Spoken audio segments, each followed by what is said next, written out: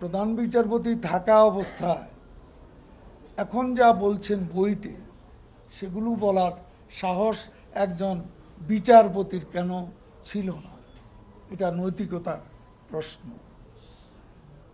এখন বিদায় নিয়ে কেন পুরনো কথা নতুন করে বলছেন, যা খুশি তাই বলছেন?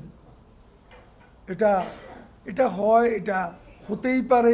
কাজে এ নিয়ে আমরা অহেতুক কোনো মন্তব্য করতে চাই না। তিনি যা বলেছেন এটা তার ব্যাপার। তিনি যদি সত্যই বলুন, তাহলে সত্যটা যখন প্রধান বিচারপতি ছিলেন তখন বললেন না কেন? সত্যটা দেশে এসে জনগণের মাঝে বললেন না কেন? কেন বিদেশে বসে এখানে ভুতুড়ে কিছু কথা